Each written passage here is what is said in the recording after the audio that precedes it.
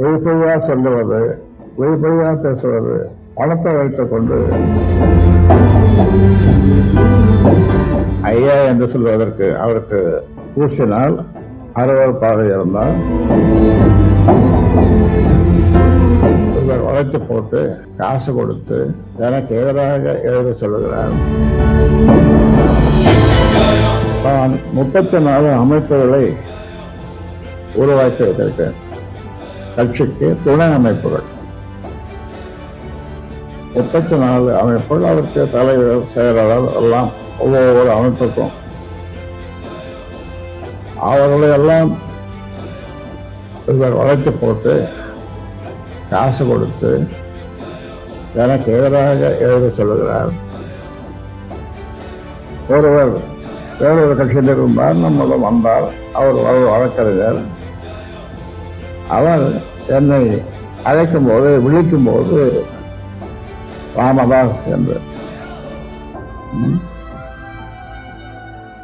நான் சென்னை மருத்துவக் கல்லூரியிலே படித்து எம்எம்சி என்று சொல்வார்கள், புகழ்மிக்க அந்த கல்லூரியிலே படித்து நான் டாக்டர் ஆனேன். டாக்டர் ராமதாஸ் என்று சொல்லலாம். ஐயா என்று சொல்வதற்கு அவருக்கு கூசினால் அறுவறுப்பாக இருந்தால் டாக்டர் ராமதாஸ் என்று கூட சொல்லலாம்.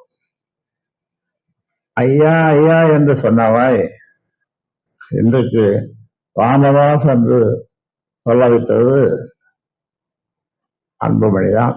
விதையை போட்டு ஒரு ஆலமரம்னு வச்சுங்களேன், அந்த விதையை போட்டு அது தண்ணி ஊத்தாம வேர்வையை ஊற்றி வளர்த்தான். நான் தண்ணிக்கு பதிலாக வேர்வையை ஊற்றி வளர்த்தேன். எனக்கு பெரிய ஆலமரமா ஆகும். அந்த ஆலமரத்துல இருந்து ஒரு கிளையை வெட்டி கோடாலி செய்து